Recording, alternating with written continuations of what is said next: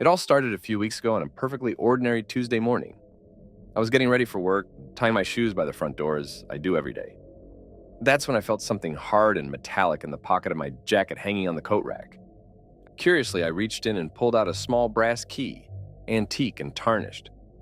It had an ornate design with what looked like some kind of family crest embossed on the bow of the key. I turned it over and my fingers puzzled. I had absolutely no recollection of where this weird old key had come from. My wife Kate called out from the other room. "You ready, hun? Don't want to be late?" I quickly pocketed the mystery key, not wanting to dwell on it at the moment. "Coming!" I yelled back, trying to put it out of my mind. But over the following days, that strange, forgotten key continued to nag at me.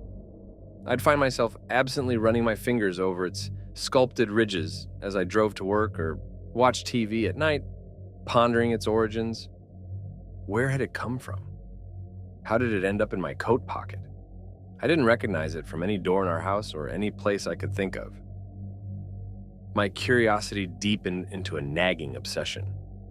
Soon I found myself scouring the house, rifling through drawers and cabinets, desperately seeking any clue about the key's purpose or meaning. My eyes strained over every locked door and cabinet or antique furniture, examining the keyholes in a fever to find the obstinate lock that fit the strange key. I could feel my mind unraveling as the mystery consumed me.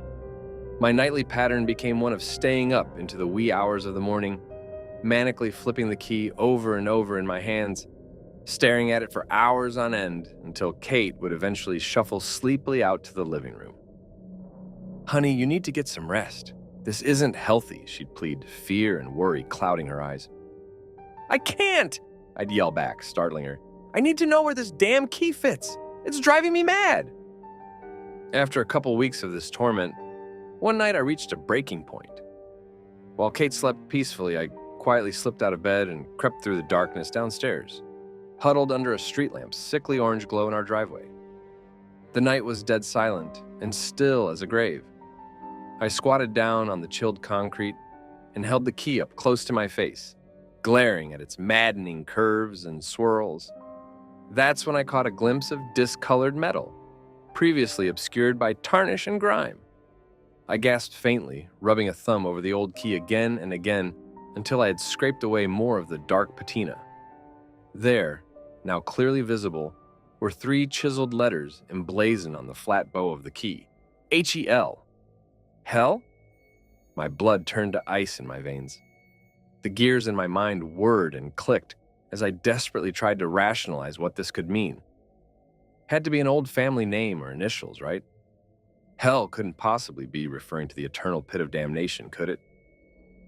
Suddenly it clicked.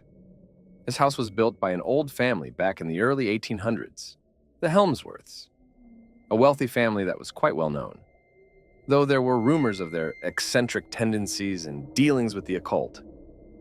Helmsworths. Hell, that had to be it. This strange key must be related to them somehow.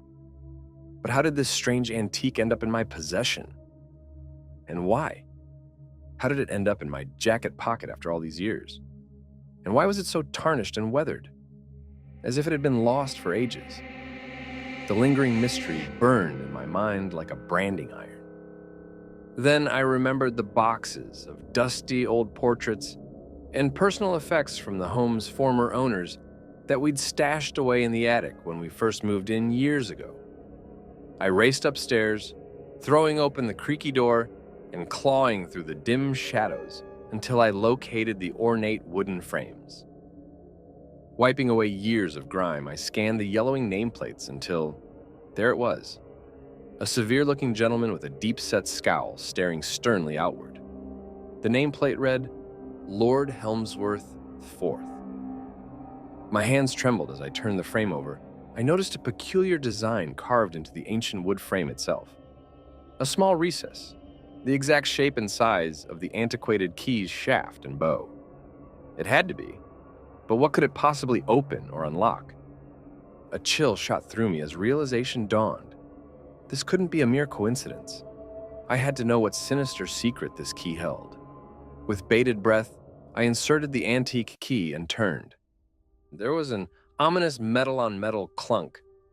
Then, from within the portrait itself, a low and unearthly groan echoed, like the dying rattle of a condemned soul. I gasped in horror as fracture lines spread outward from the keyhole, cracking and splitting through the antique painting. The entire wooden frame separated along its seam, like a locket being popped open. But peering within, there was no secret compartment or note to be found. Only a void of inky blackness darker than the lightless attic. A chilling abyss of nothingness staring back at me like a voidless eye.